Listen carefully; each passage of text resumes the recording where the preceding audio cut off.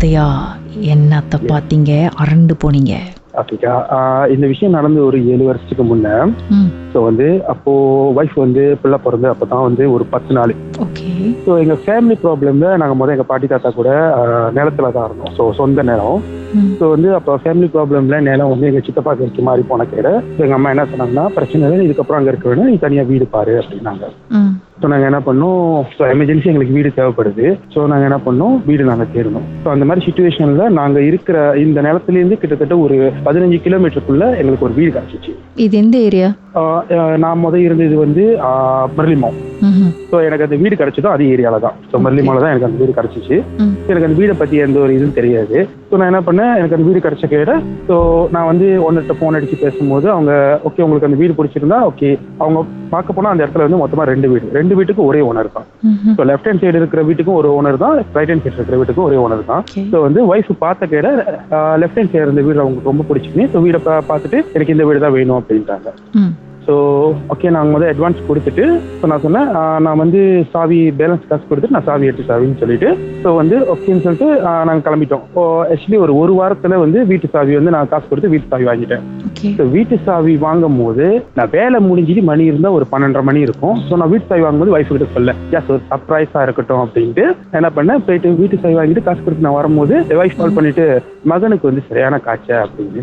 இப்போ நான் சொன்னேன், இல்லை நீ இப்போ தான் ஒரு 8 மணி 9 மணி இருக்கும் நீ கால் பண்ண, என்கிட்ட நல்லா தானே பேசிக்கிட்டு இருந்தீங்க, தம்பி கூட நல்லா தானே விளையாண்டுட்டு இருந்தாரு, இல்லை இப்போதான் சரியான காய்ச்சல் அவருக்கு, நான் கிளினிக் போறேன் அப்படின்னு. இது பிறந்த குழந்தை 10 நாள் பேபி. ஆமா 10 நாள் பேபி. ஸோ பிறந்த குழந்தை. அப்போ நான் என்ன பண்ணேன், ஓகே நோ ப்ராப்ளம், நீ முதல் கிளினிக் போ, நான் என்ன பண்றேன், நான் வீட்டுக்கு போயிட்டு குளிச்சுட்டு நான் நேராக கிளினிக் வரேன் அப்படின்னு. ஸோ நான் நேரம் என்ன பண்ணேன், பாட்டி தாத்தா வீட்டுக்கு போயிட்டு குளிச்சுட்டு நேராக என்ன பண்ணேன், திருப்பி அவங்க எனக்கு கால் பண்ணாங்க. கால் பண்ணிட்டு பேபியை பெரிய ஹாஸ்பிட்டல் அனுப்புறாங்க. ஸோ சீரியஸ் கண்டிஷனு, ரொம்ப அதிகமான காய்ச்சல், அவருக்கு சாவானா இருக்கு அப்படின்னு. ஸோ சாவான்னா ஸோ நேராக பெரிய ஹாஸ்பிட்டல் அனுப்புறேன் அப்படின்ட்டாங்க. ஸோ நான் என்ன பண்ணேன், ஓகே நீ நேராக ஆம்புலன்ஸ் எடுத்து பெரிய ஹாஸ்பிட்டல், நான் நேராக அங்கே வரேன் அப்படின்ட்டேன். என்ன பண்ணேன், நேராக போயிட்டு தம்பியை பார்த்துட்டு நான் என்ன பண்ணேன், பலி பண்ணும்போது விடிய கால ஒரு 4 மணி இருக்கும். அவங்க திருப்பி எனக்கு கால் பண்ணிட்டு, இல்ல தம்பிக்கு காய்ச்சல்லாம் இறங்கிருச்சு, ஒரு காய்ச்சல் ஒரு நார்மலா விளையாடுறாரு அப்படின்றாங்க. எனக்கு புரியல, என்ன நீ தான் சொன்ன ஒரு 12 மணிக்கு அடிச்சு திறன காய்ச்சல் என்ன, நான் பார்க்கும்போது கூட கையில டிப்ஸ் எல்லாம் ஏத்திட்டு இருந்தாங்க, இப்ப போன் அடிச்சு சொல்றேன் நல்லா இருக்காருன்னு, எனக்கு புரிய மாட்டேங்குது அப்படின்னு. ஸோ அவங்களுக்கும் அது புரியல. ஸோ என்ன பண்ணேன், சரி ஓகே நாளைக்கு எனக்கு வீடு கழுவுற வேலை இருக்கு, பிரச்சனை இல்லை, நான் மட்டும் போய் நான் வீடு கழுவுறேன் அப்படின்ட்டு நான் என்ன பண்ணேன், நீங்க இருங்க நான் வீடு கழுவிட்டு உங்களை நான் கூட்டிக்கிறேன் ஆஸ்பத்திரில அப்படின்ட்டு. ஸோ நான் என்ன பண்ணேன், போயிட்டு வீடெல்லாம் கழுவிட்டு ஸோ அப்போ எனக்கு என் பாஸ் தான் தோலம் பண்ணாரு, பிரச்சனை இல்லை ஒண்டி கழுவுனா நான் உனக்கு தோலம் பண்றேன் அப்படின்னு. ரொம்ப நல்ல பாஸ். ஸோ அவர் தான் எனக்கு தோலம் பண்ணாரு. கீழே கழுவும் போது எனக்கு தோலம் பண்ணாரு. நான் சொன்னேன் அது டபுள் ஸ்டோரி வீடு, மேலே ஒரு 2 ரூம் இருக்கும். ஸோ மேலே நான் தொடச்சி விட்டுறேன் அப்படின்ட்டு. அப்போ இவர் என்ன பண்ணாரு, அக்கம் பக்கம் எல்லாம் லெஃப்ட் ஹேண்ட் சைடு அந்த சைடு பின்னாடி எல்லாமே சீனவங்க தான், என் பாஸ் சீனது தான். ஸோ அவர் என்ன பண்ணாரு, பின்னாடி நாக்காளி போட்டு உட்காந்துட்டு அவங்களோட இவங்ககிட்ட எல்லாம் பேசிக்கிட்டு இருந்தாரு. ஸோ நான் மேலே தொடச்சிட்டு ஃபர்ஸ்ட் ரூம் தொடச்சிட்டு செகண்ட் ரூம் தொடச்சிட்டு சடனா திரும்பும் போது என் பின்னாடி சத்தமே இல்லாம நிக்கிறாரு. அவர் எடுத்து என்கிட்ட கேட்ட கேள்வி, இந்த வீட்டுல நீ இருக்கதான் போறியா, இந்த வீடு உனக்கு கண்டிப்பா வேணுமா அப்படின்னு. எனக்கு புரியல, ஏன் பாஸ் நீங்க தானே காசு கொடுத்தீங்க, ஸோ நீங்க தானே ஹெல்ப் பண்ணீங்க, இப்போ என்ன நீங்களே திடீர்னு இப்படி கேட்கறீங்க, இட்ஸ் ஓகே பிரச்சனை இல்லைன்னு. பட் அவரு என்கிட்ட வீட்டுல இருந்து எந்த விஷயமும் சொல்ல, நாங்க வீடெல்லாம் கழுவி முடிச்சுட்டு கடைக்கு சாப்பிட போகும்போது அவரு என்கிட்ட ஒரு விஷயத்த சொன்னாரு, அக்கம் பக்கம் சொன்ன விஷயத்த. ஸோ இதை கடைசியில நான் சொல்றேன். செகண்ட் நாங்க முடிச்சுட்டு நான் என்ன பண்ணேன், வீட்டுக்கு போனேன். வீட்டுக்கு போயிட்டு இப்ப பாட்டி சொன்னாங்க, புது வீடு எடுத்திருக்கீங்க, போயிட்டு எண்ணெய் அரிசி தண்ணி உப்பு எல்லாம் வச்சுட்டு நீங்க வாங்க அப்படின்னு. என்ன பண்ணேன், மணி இருந்தா ஒரு 7:30 மணி ராத்திரி இருக்கும். போயிட்டு அதெல்லாம் செட்டில் பண்ணிட்டு வீட்டுல எல்லாம் எடுத்து வச்சுட்டு கழுவுன வீட்டுல நான் வீட்டுக்கு அது சத்திட்டு நான் வந்துட்டேன். ஸோ வந்த கேட நான் போயிட்டு ஒய்ஃபை கூட்டிட்டு போயிட்டு நேரம் ஹாஸ்டல்ல ஒய்ஃபை கூட்டிட்டு அவங்க சொன்னாங்க நம்ம ராத்திரியே வீட்டுக்கு போலாம். நான் சொன்னேன் இல்ல வேணாம், இப்பதான் கழுவி இருக்கும், நம்ம மறுநாள் போலாம் அப்படின்னு. ஸோ மறுநாள் மணி இருந்தா ஒரு 9 மணி இருக்கும். நாங்க நேரம் அந்த வீட்டுக்கு போறோம். வீட்டுக்குள்ள போன கேட நான் வெளியே இருந்து ஜாமான் அரேஞ்ச் பண்ணிக்கிட்டு இருக்கேன் வீட்டுக்குள்ள எடுத்து வர்றதுக்கு. அது திறந்தனே என்கிட்ட ஒரு கத்துனாங்க, பயந்துட்டாங்க அவங்க, ஒரு கத்துனாங்க. என்ன அப்படின்ட்டு நான் வாசப்படியில் நின்று பாக்குறேன். அவங்க நடு வீட்டுல நிக்கிறாங்க, நான் வாசப்படிக்கிட்ட நிக்கிறேன். என்ன எட்டி பார்க்கும் போது நான் வச்ச அந்த உப்பு தண்ணி அந்த அரிசி இது எல்லாமே கொலாப்ஸா இருந்துச்சு. எல்லாமே களைச்சி போட்டு அந்த கிளாஸ் எல்லாம் உடஞ்சி போய் கிடந்துச்சு. ஐயோ. ஸோ இவங்க இப்பதான் வந்திருக்காங்க. நான் அவங்கள எந்த விதமான காரணத்தையும் சொல்லி அவங்கள பயம்படுத்த கூடாதுன்ட்டு நான் சொன்னேன், எங்க பாரு பின்னாடி கண்ணாடி திறந்துருக்கு பத்தியா. ஸோ நான் தான் அந்த கண்ணாடி திறந்து விட்டேன். ஆக்சுவலி அந்த பூனைங்க எதுவும் வந்து இப்படி களைச்சிருந்துருக்கலாம், யாரு கண்டா, ஏன்னா அந்த பக்கம் பூனைங்க அதிகமா இருக்கு, நீ பாக்குறதானே, நீ இதெல்லாம் வந்து ஒரு பெரிய விஷயமா எடுத்துக்காதுன்னு. சப்போஸ் அதெல்லாம் நம்ம கிளீன் பண்ணிட்டு அந்த வீட்டுக்கு நம்ம பூந்துட்டோம். ஸோ ஜாமான்லாம் எடுத்து நான் அரேஞ்ச் பண்றதுக்கு மணி இருந்தா ஒரு 7-8 ஆயிடுச்சு ராத்திரி. ஸோ அன்னைக்கு ராத்திரி எனக்கு சரி வயசுக்கு சரியான தூக்கம் இல்லை. எங்களுக்கு என்னன்னா எக்ஸாக்டிங் நம்ம ஒரு வீடியோ எடுத்துட்டோம், ஸோ நம்ம இந்த வீட்டில் இதுக்கப்புறம் வைக்க போறோம்ட்டு நம்ம பேசிட்டு இருக்கோம். வயசு இருந்தா மணி இருந்தா ஒரு 2:30 மணி இருக்கும். அது வரைக்கும் மேல போக பயந்தவங்க, மேல போய் துணி வச்சுட்டு வா, ஏதாச்சும் வச்சுட்டு வான்னா பயப்படுவாங்க, இல்ல எனக்கு மேல போக பயமா இருக்கு அப்படின்னு. அது வரைக்கும் பயந்துகிட்டு இருந்தவங்க ஒரு 2:30 இருக்கும். சார் இருங்க, அப்படி இருங்க. 2:30க்கு அப்புறம் என்ன நடந்துச்சுன்னு பாட்டுக்கு பிறகு பேசுவோம்.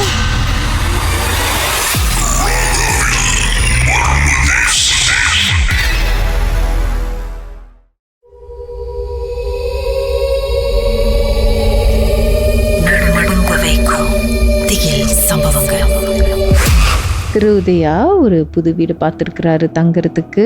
அப்புறம் மூவின் பண்ணுறாங்க. போனதுமே வீட்டில் வச்ச சில பொருள்லாம் அலங்கோலமாக இருந்திருக்கு. மனைவி பயப்படுறாங்க. 2:30 மணி மிட் நைட். என்ன சார் நடந்துச்சு?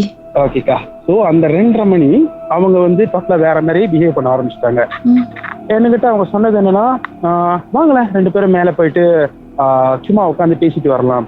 நான் சொன்னேன், இல்ல பேபி இங்க நம்ம பக்கத்துல தான் படுத்திருக்கிறாரு, சோ இந்த கைப்பிள்ளைய விட்டுட்டு நம்ம மேல ஒண்டியா போறது, இல்ல பேபி இங்க இருக்குது, நீங்க வாங்க என் கூட மேல. சோ அவங்க பேசிக்கிட்டு இருக்கும் போது அவங்க பேச்சோட தோரணம் எல்லாம் மாற ஆரம்பிச்சு அடி தொண்டையில பேச ஆரம்பிச்சிட்டாங்க. அப்போ நான் வந்து எடுத்து சொன்னேன், வேணாம் நாளைக்கு போலாம், பிரச்சனை இல்ல, அப்படி போறதா இருந்தா பேபியும் சேர்த்து கூட்டிட்டு போலாம், இல்ல இருக்கட்டும் இங்கே, நீ வா என் கூட, நீ வா என் கூட. சோ நான் சொல்லிட்டேன், சொல்றத கேளு, பேசாம படு. சோ அதே மீறி அவங்க என்ன பண்ணாங்கன்னா என் கழுத்தை பிடிச்சிட்டாங்க. நான் சொல்றத நீ கேளு. ஐயோ. சோ அவங்கள நார்மல் கண்டிஷனை கொண்டாடுறதுக்கு எனக்கு ஒரு வழி தெரியல. சோ ஒரு அரை அரைஞ்ச கையோட நீங்க என்ன அடிச்சீங்க அப்படின்னு என்ன பார்த்து கேட்டாங்க.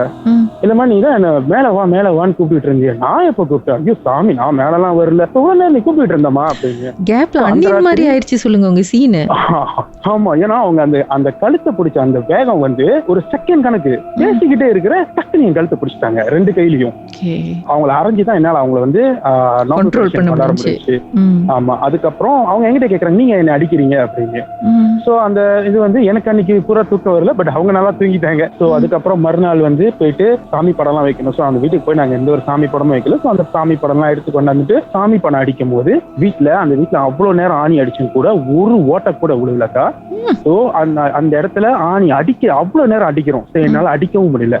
சோ அவ்வளவு நேரம் அடிச்சும் கூட அடிக்க முடியல. சோ நான் என்ன பண்ணேன், சாமி படத்தெல்லாம் நாக்காலிலே வச்சு நீங்க பரவாயில்ல மொதல் கும்பிடுங்க, நம்ம ஒரு அலமாரி வாங்கலாம், நோ ப்ராப்ளம். ஒன் டைம் வந்து அம்மாவுக்கு உடம்பு முடியலன்னு சொல்லிட்டு நான் வந்து சிரம்பான் கிளம்பி போறேன். சோ வந்து வைஃப் என்ன சொன்னாங்களா, இல்ல பரவாயில்ல நான் இங்கே இருக்கேன், நீங்க போயிட்டு வாங்க அப்படின்னு. சோ வந்து அந்த டைம்ல வந்து அவங்க வீட்டுல ஒண்டி இருந்திருக்காங்க. ஒண்டி இருக்கும் போது வீட்டுல அந்த சாமி ரூம்ல இருந்து ஆள் நடமாடுற மாதிரியும் கீழே யாரோ வீட்டுல சமைக்கிற மாதிரி, சோ நிறைய சத்தங்கள், நிறைய அந்த வீட்டுல நிறைய பேர் அந்த வீட்டுல இருக்கிற மாதிரியான சத்தங்கள், இதெல்லாம் அதிகமா 12 மணிக்கு மேலதான் கேக்குது. என்னால இந்த வீட்டுல இருக்கிறது ரொம்ப எனக்கு பயமா இருக்கு, ஒண்டி இருக்கு நிறைய என்கிட்ட சொல்லுவாங்க. பட் அவங்களே உணர ஆரம்பிச்சிட்டாங்க இங்க ஏதோ ஒண்ணு இருக்கு. தனியா இருக்கிற டைம்ல நிறைய அவங்க வந்து அனுபவிச்சிருக்காங்க. சோ வந்து பேபியை மேல படுக்க வச்சுட்டு அவங்க கீழே வந்தாங்கன்னா, பேபி வந்து 1 மாச பேபி, அவர் படிக்கட்டுல உருண்டு கீழே வந்து விழுந்திருக்காரு. சோ மெத்தையில இருந்து கீழே விழுந்திருந்த வேலை படிக்கட்டுல உருண்டு வந்து விழுந்திருக்காரு. சோ அவருக்கு நிறைய அடியும் பட்டிருக்கு. சோ அந்த மாதிரி டைம்ல நிறைய என்கிட்ட சொல்லியிருக்காங்க. நான் அவங்களை நிறைய சமாதானம் தான் படுத்திருக்கேன். பட் நான் அதை அனுபவிப்பா நான் எதிர்பார்க்கல. ஒன் டைம் வந்துக்கா தங்கச்சிக்கு கல்யாணம். சோ தங்கச்சி கல்யாணம் முடிஞ்சு அவங்க ரிசப்ஷனு, இவங்களால வர முடியல. சோ இவங்க என்ன பண்ணாங்க, நான் போறேன்னு சொல்லிட்டேன். சோ இவங்க என்ன பண்ணாங்கன்னா, இவங்களுக்கு எனக்கு ஒரு சின்ன வாக்குவாதனால இவங்க என்ன பண்ணாங்க, சரி நான் அம்மா வீட்டுக்கு போறேன், நீங்க தான் அங்க போறேன்றீங்களா, சரி நீங்க போயிட்டு வாங்க, நான் அம்மா வீட்டுக்கு போறேன்னு என்கிட்ட காலையில இன்ஃபார்ம் பண்ணிட்டாங்க. நான் வந்து ஆக்சுவலி நான் டைம் வந்து ஒரு லோரி டிரைவர். அந்த டைம் வந்து நான் போயிட்டு வேலைக்கு போயிட்டு நான் வீட்டுக்கு நான் வேலை பண்ணும் போது மணி இருந்தா ஒரு 11:30 மணி இருக்கும். சோ வந்து அந்த டைம் வந்து நான் நார்மலா வந்து கதவு தட்டும் போது உள்ள இருந்து கதவு அவங்க திறந்தாங்க. உள்ள இருந்து கதவு திறக்கிறாங்க. கதவு திறந்த கேட நான் உள்ள வரேன். அவங்க நேரா எப்பயுமே சரி, நான் வந்த கேட அவங்க கதவு திறந்துட்டு நேரம் எனக்கு தண்ணி கலக்குவாங்க. அதே மாதிரி தான் அந்த அன்னைக்கு நேரா கதவு திறந்த கையோட வீடு இருட்டா இருக்கு லாம்பத்தட்டுல. ஸோ வந்து ஒரு ஷேடு நேரா வந்து கிச்சனுக்கு போகுது. ஸோ வந்து அவங்க தான் நினைச்சிட்டு ஆக்சுவலி நான் அந்த வீட்டுக்கு வரும்போது அவங்க இன்னும் வீட்டுல தான் இருக்காங்கன்னு நான் நினைச்சுக்கிட்டேன். ஸோ வந்து நான் வந்துட்டு ஹால் லாம்ப் மட்டும் திறந்து விட்டு நான் முதல் பொசிஷன்லேயே உட்காந்துட்டேன். இந்த பொசிஷன் வந்து அந்த மெயின் டோருக்கு பக்கத்துலேயே போட்டுரும். உட்காந்துட்டு ஸோ நான் வந்து என்னோட மச்சான் கிட்ட போன் அடிச்சு பேசிக்கிட்டு இருக்கேன். ஸோ நம்ம அங்கே போயிட்டு வரணும். ஸோ வந்து அந்த விசா வேற ஜாமான்லாம் வேற வாங்கிட்டு வர சொல்லியிருக்காங்க. அப்படி என் வைஃப் பேர சொல்லி நான் பேசிட்டு இருக்கேன். ஸோ வந்து பின்னாடி அவங்க வந்து தண்ணி கலக்கிற சத்தம் எல்லாமே எனக்கு கேட்குது. ஆக்சுவலி ஒரு 2 நிமிஷத்துக்கு ஒரு 2 மினிட் கழிச்சு நான் போனை வச்சுட்டேன். பேசிட்டு திருப்பி என் வைஃப் போன்லேருந்து கால் வருது. நான் ஹாலில் உட்காந்துட்டே சொல்றேன், உனக்கு வீட்டுக்குள்ள இருந்துகிட்டே எனக்கு காலா, ஏன் என்கிட்ட நேரம் வந்து உன்னால பேச முடியாது, அவ்வளவு கோவமா உனக்கு என் மேல. வந்து எந்த ஒரு சத்தமும் இல்ல. சரி வா என்கிட்ட வந்து பேசுவா அப்படின்னு என்கிட்ட பின்னாடி எனக்கு விளங்கின ஒரு சத்தம் வந்து அவ்வளவுதான். அந்த சத்தம் வந்து அடி தொண்டையில இருந்து விளங்குச்சு. கிச்சன்ல இருந்து வருது. இல்ல கிச்சன்ல இருந்து போன்ல இருந்து ஆன்சர் பண்ணல.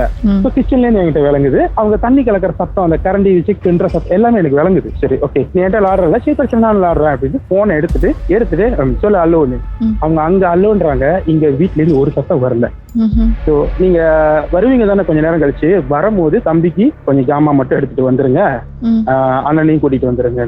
நான் சொல்லிட்டு போனை வச்சுட்டேன். பட் எங்க இருக்கேன்னு வைக்கிறதுக்கு முன்னாடி நான் கேட்டேன், நீ எங்க இருக்கேன்னு. அதான் உங்ககிட்ட காலையிலே சொல்றேன் நான் அம்மா வீட்டுக்கு வந்துட்டேன்னு.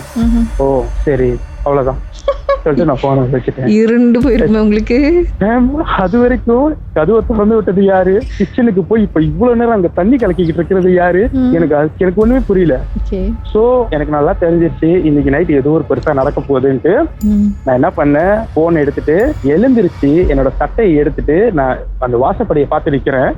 என்னோட பின்னாடி முதுகுது பக்கத்துல தண்ணி கேட்டீங்கல்ல, இந்தாங்க சத்தம் கேட்டுச்சா சார்?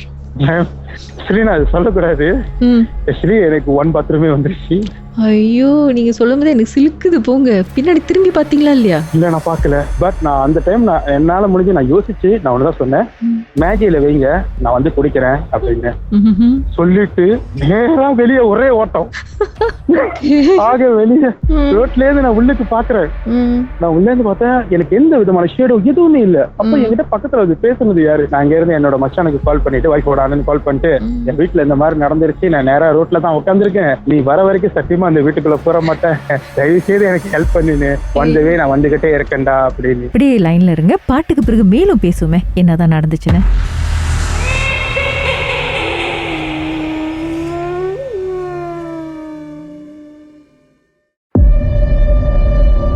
உச்சக்கட்ட அமானுஷ திகில் சம்பவம்.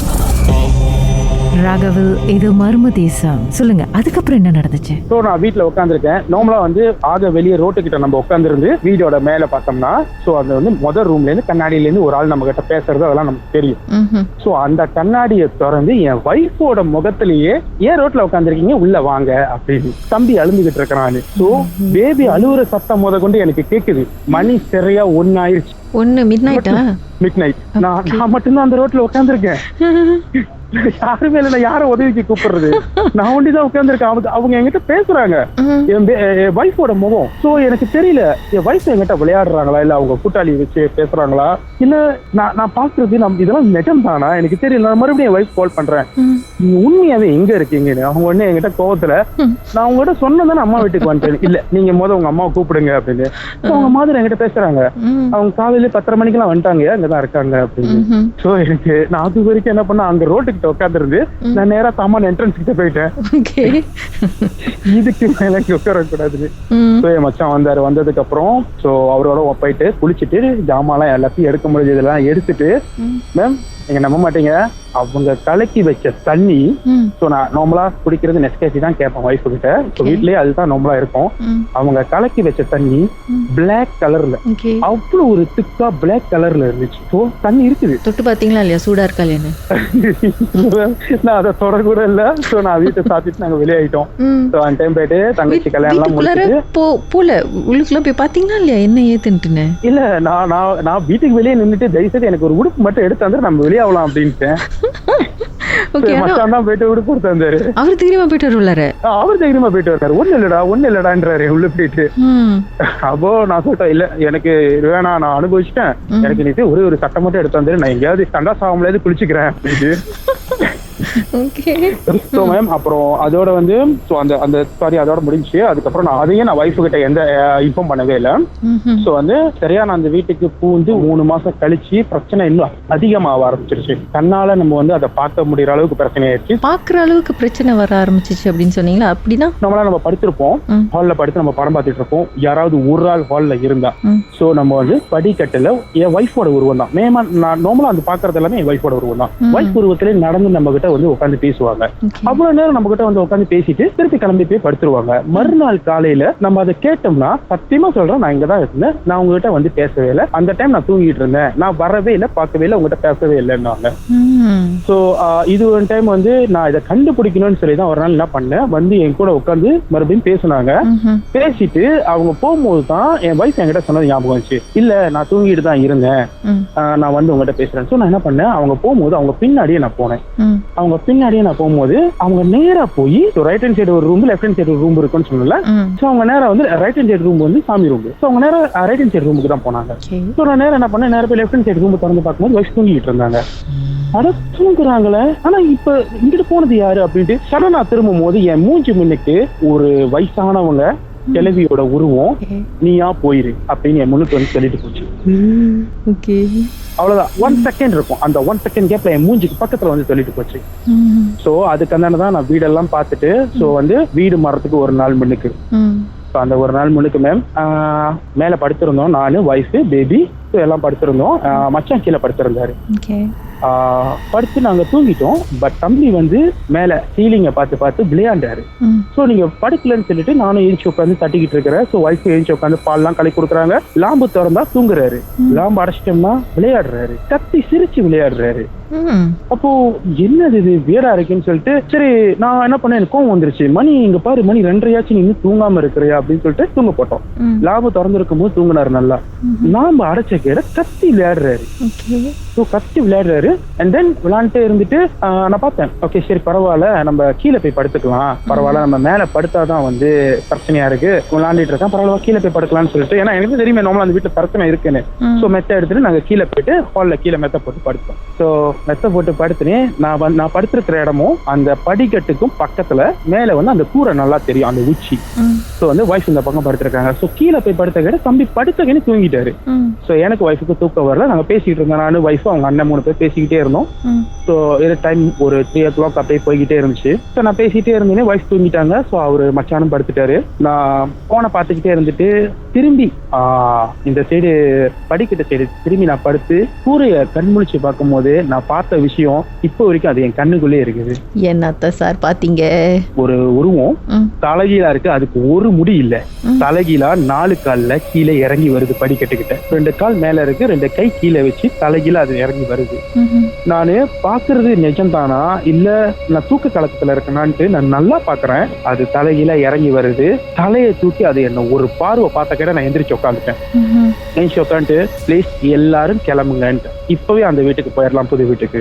வைஃப் மச்சான் முழிச்சிருப்பாங்களா என்ன பிரச்சனை அப்படின்ட்டுன்னு? ஆமா, எல்லாருமே என்ன பிரச்சனை தான் கேட்டாங்க. இல்ல ஒண்ணும் இல்ல, வெளியாகலாம், பரவாயில்ல, விடிஞ்சிருச்சு, மணி 3 ஆயிடுச்சு, இதுக்கப்புறம் என்ன பரவாயில்ல நம்ம போலாம் இல்ல இருந்துட்டு நாளைக்கு போலாம், இல்ல நான் முதல்ல உடுப்பு எடுத்துக்கிறேன், மேல இதுக்கப்புறம் போக வேணாம், கிளம்புங்க எல்லாரும் போலான்னு சொல்லிட்டு நான் எல்லாரையும் கூட்டிட்டு அந்த புது வீட்டுல போயிட்டு காடி பக்கிங் பண்ணிட்டு நாங்க அங்கதான் இருந்தோம் ஒரு நாள் ஃபுல்லா. அதோட வந்து அந்த வீட்டு பக்கம் போல வீட்டு சாவியும் நாங்க கொடுத்துட்டு நாங்க வெளியாயிட்டோம். பாட்டுக்கு பிறகு என்ன நடந்ததுன்னு தெரிஞ்சுக்கலாம்.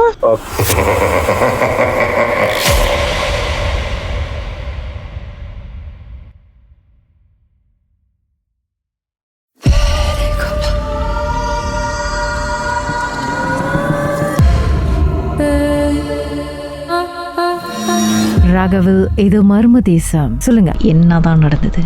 நான் சொல்லியிருந்தேன் ஆரம்பத்திலேயே, இந்த ஆமா என் பாஸ் ஒரு விஷயம் சொல்லியிருந்தாரு. எஸ், அதுக்கு தான் சார் காத்துக்கிட்டு இருக்கேன். ஆரம்பத்திலேயே ஒரு பெரிய இன்டர்வியூல போட்டு போயிட்டீங்க.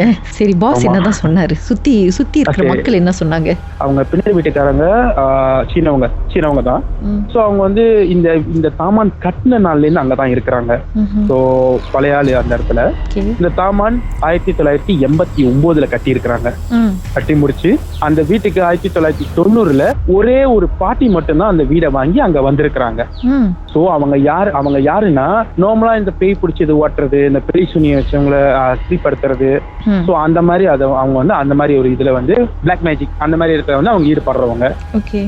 சோ அந்த டைம்ல வந்து அதே வீட்டுல சின்ன பிறந்த பிள்ளைய நரபலி கொடுத்திருக்காங்க, குர்பான் மாதிரி. ஆமா, குர்பான் மாதிரி கொடுத்திருக்காங்க. சோ செகண்ட் வந்து அவங்க அந்த வீட்டை விட்டு வெளியாகி இறந்ததுக்கு அப்புறம், அந்த வீட்டுல அவங்க இறந்ததுக்கு அப்புறம் சோ அந்த வீடை வந்து இன்னொருத்தவங்க வீடு விலைக்கு வாங்கி இருக்கிறாங்க. அவங்க யாருன்னா மலாய்க்காரவங்க. அதே வீட்டுல தூக்கு போட்டு இறந்துட்டாங்க, வீடு வாங்கி சரியா 3 மாசத்துல. சோ இந்த வீடு அவங்க ஒரு பாட்டி வாங்கினப்பையும் அவங்களும் அதே 3 மாசத்துல இறந்துட்டாங்க. 3 மாசத்துல இறந்தவங்க. அதே மாதிரி இந்த மலாய்க்காரங்க ஃபேமிலியும் 3 மாசத்துல அதே வீட்டுல ஹஸ்பண்ட் அண்ட் ஒய்ஃப் மட்டும் தான் தூக்கு போட்டு இறந்துருக்காங்க. அவங்க தூக்கு போட்டு இறந்த இடம் அந்த ரைட் ஹேண்ட் சைடு ஒரு ரூம் இருக்குன்னு சொன்னல, அதே ரூம்ல தான். அப்புறம் அந்த பாட்டி இறந்ததும் அதே ரூம்ல தான். ஓகே. அந்த தூக்கு போட்டது வந்து கப்பிள்ஸ் 2 பேருமே தூக்கு மாட்டிக்கிட்டாங்களா? ஆமா, 2 பேருமே தூக்கு மாட்டி இறந்துருக்காங்க அதே வீட்டுல. காரணம் சொன்னா வந்தவங்க அவ்வளவு சந்தோஷமா தான் இருந்தாங்க, அவ்வளவு ஒரு அநியாயமா இருந்தாங்க. பட் ஏன் இறந்தாங்க எங்களுக்கு தெரியல. ஆனா பாட்டி வந்து ரொம்ப பில்லி சுனியம் இதுல ரொம்ப ஈடுபடுவாங்க. அவங்க ரொம்ப வந்து இதுதான். செகண்ட் வந்து விடிய வந்து சாம்பிராணி போட்டுக்கிட்டு அந்த வீடியோ வந்து ஒரு கொஞ்சம் பாக்குறதுக்கு ரொம்ப இதா தான் இருக்கும் அப்படின்னாங்க. அந்த வீட்டுல ஒரு பிள்ளைய வந்து பலி கொடுத்தாங்க அப்படின்றது எப்படி? பலி கொடுத்து நடு வீட்லயே புதைச்சிருக்காங்க. ஓஹோ. அவங்க சொன்னதுக்கு ஏத்த மாதிரி நடு வீடு, அந்த வீட்டோட நடு ஹால் கொஞ்சம் குண்டாதான் இருக்கும். அந்த இடம், அந்த சிமெண்ட் அந்த இடம் மட்டும். சோ அது மட்டும் கொஞ்சம் குண்டா தான் இருக்கும். சோ அந்த வீட்டுல போலீஸ் கேஸ் எல்லாம் வரைக்கும் நிறைய வந்திருக்குது. ஏன்னா பாட்டி இறந்துட்டாங்க. சோ அதுக்கப்புறம் அந்த கேஸ் வந்து ஜலன் பண்ணல. புதைச்ச அந்த சின்ன குழந்தையோட சடலத்தை எடுத்துட்டாங்களா? இல்ல, எடுக்கல. எப்படி சார் போலீஸ்ல வந்தாங்கன்னு சொல்றீங்க? நிச்சயமா அதை எடுத்திருப்பாங்க, ஏதாவது இன்வெஸ்டிகேஷன் நடந்திருக்கும் இல்லையா? நார்மலா அவங்க சின்னவங்க என்ன சொல்லிருக்காங்க, அந்த பேபியோட சடலத்தை இன்ன வரைக்கும் அங்கே இருந்து எடுக்கல. அந்த கேஸ் நடந்துகிட்டு இருக்கும் போதே பாட்டி இறந்துட்டாங்கன்னு தான் சொன்னாங்க. சோ அந்த இதை வந்து வெளியாக்கல. அண்ட் தென் இதெல்லாம் முடிஞ்சதுக்கு அப்புறம் கிட்டத்தட்ட எத்தனையோ வருஷமா அந்த வீடு பூட்டியே தான் கிடந்துச்சு. அதுக்கப்புறம் தான் புது ஓனர் அந்த வீடை வாங்கி அந்த வீட்டுல அவங்க தங்கல. சோ வந்து வீடு வாங்கி வீடு அப்படியே தான் இருந்துச்சு. சோ ரெனோவேட் பண்ணின கையோட நாங்க அந்த வீட்டுக்குள்ள போயிருக்கோம். நீங்க தான் மொத மங்சா அந்த இடத்துல. அப்புறம் இதோட அந்த வீட்டு விட்டு வெளியானதுக்கு அப்புறம் ஒரு 2 days கழிச்சு சாவி கொடுக்கறதுக்கு முன்னே ஏதாவது ஜாமா இது விட்டுருக்குமான்னு பாக்குறதுக்காக நைட் வேலை முடிஞ்சு ஒரு 10:30 மணிக்கு நான் அந்த வீட்டுக்கு போனேன். ஐயோ, ராத்திரி தான் போடுமா சார் நீங்க? எனக்கு என்னோட வேலை மேம். சோ நான் என்ன பண்றது, சோ அந்த வேலை முடிச்சுட்டு நான் லோரியோட தான் போனேன். வெளில போயிட்டு நான் இறங்கிட்டு ஒரு நிமிஷம் அப்படியே ஒரு இடத்த எல்லாம் சுத்தி பார்த்துட்டு வந்துருவோம் அப்படின்ட்டு போயிட்டு நான் வீட்டு லாம்பு எல்லாமும் திறந்து விட்டுட்டு நானும் என்னோட மச்சான தான் 2 பேரும் தான். ஸோ நான் போயிட்டு அவர் மேல போனாரு. நான் கீழே போயிட்டு எல்லாம் பின்னாடி வரைக்கும் எல்லாம் சுத்தி பார்த்துட்டு ஓகே எல்லாம் எடுத்துட்டு எந்த ஜாமாவும் இல்லை, ஓகே பெர்ஃபெக்ட், ஸோ நம்ம சாவி கொடுத்துடலாம், எல்லாம் நம்ம இது பண்ணியாச்சுன்னு சொல்லிட்டு நான் வெளியாக போறேன்.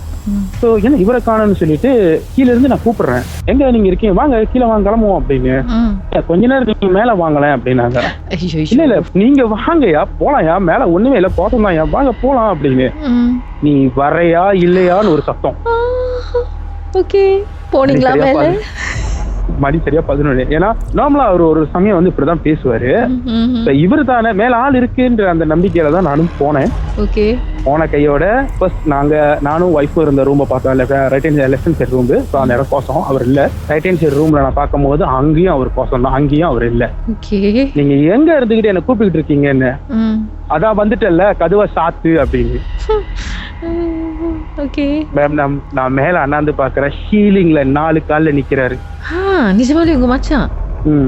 ஹீலிங்ல அவரோட அந்த அந்த முகமே அப்படியே வேற மாதிரி இருந்துச்சு. இவ்வளவு தூரம் மேல இருக்கு, நீங்க என்ன பண்றீங்க, வாங்க என்ன சர்க்கஸ் காட்டுறீங்களா, வாங்க போலாம் அப்படின்னு. போறதுக்கு ஒண்ணு கூப்பிடல, ஒரு முக்கியமான விஷயம் உங்கள்கிட்ட பேசணும், கதவு சாத்திட்டு வா அப்படின்னு.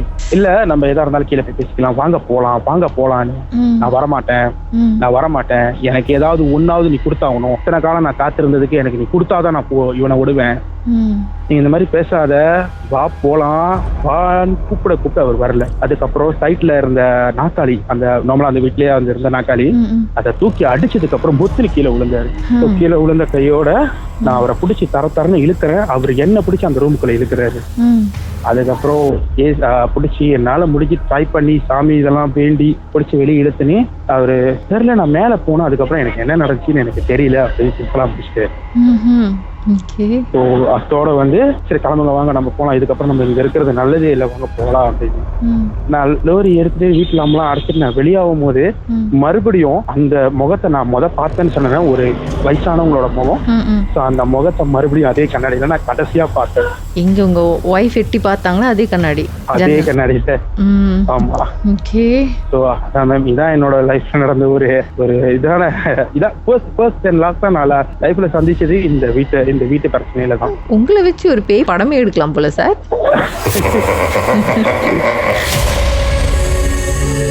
உங்க வாழ்க்கையிலும் நடந்த அமானுஷமான அந்த சம்பவத்தை எப்படியாவது என்கிட்ட சொல்லியே ஆகணும்னு அவளோடு காத்துட்டு இருக்கீங்களா?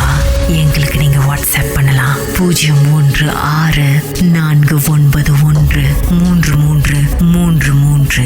உங்க பெயர் அதுக்கப்புறம் #MD அப்படின்னு டைப் பண்ண மறந்துடாதீங்க. கடந்த வாரங்களின் கதைகளை மீண்டும் நீங்க கேட்கணும்னு நினைச்சீங்கன்னா ஷாக் ஆப் வாயிலா கேட்கலாம். SYOK செட்டிங்ஸ் லாங்குவேஜ் தமிழ்னு செலக்ட் பண்ணுங்க. சர்ச் ஐகான்ல மர்ம தேசம் அப்படின்னு டைப் பண்ணுங்க. ஷாக் காஸ்ட்னு கிளிக் பண்ணீங்கன்னா எல்லா கதையும் அங்கதாங்க இருக்கு.